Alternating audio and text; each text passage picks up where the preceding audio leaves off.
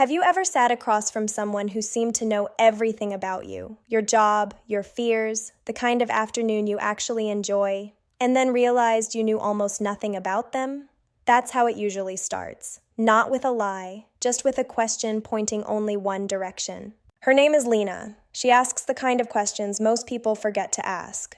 What do you actually want? Not what you say you want. What was the last thing that genuinely surprised you? She makes you feel seen. And honestly, that's a rare thing. But there's something you notice if you're paying attention. She never talks about herself, not the way most people do, where something slips out by accident. Ask her what she enjoys, and she'll ask what made you think of that. Ask her what she's afraid of, and suddenly the question is about you again. It's smooth, almost like a reflex, and it works every time. Then someone asked her something simple. Not deep, not personal. Just, what do you actually like? And she paused. And then she asked them why they wanted to know. The person laughed, a little confused, and Lina smiled.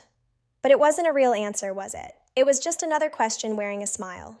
Think about the conversations you've had with someone like that. They always come away knowing more about you. You feel heard, understood, maybe more understood than usual. But flip it around.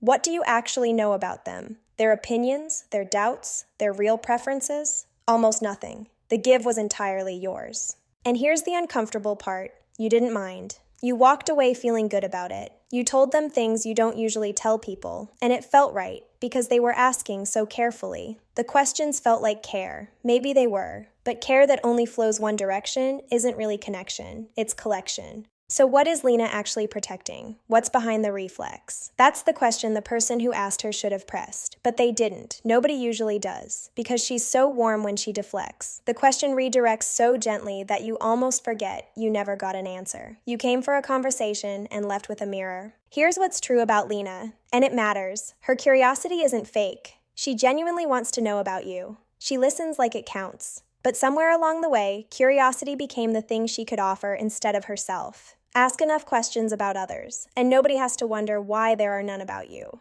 The question that never gets asked is this: what is she afraid will happen if someone actually sees her? Not the version of her that listens and reflects and asks the right things, but the actual Lina, the one with preferences, doubts, small embarrassments. The one who maybe doesn't have the answer when someone asks what she really likes. Maybe the question isn't a wall at all. Maybe it's a door she's always been standing at, waiting to see if someone knocks differently. Not just once, not just politely, but with enough patience to wait out the next question, and the one after that, until there's nothing left to redirect and she has to say, here's what I actually like. So here's where this lands. Not at an answer. Lina doesn't give us one, and maybe she doesn't have one yet. But here's the question that stays with you. If someone asked you right now, not what you do, not how you've been, but what you actually genuinely like, would you answer? Or would you ask them why they want to know?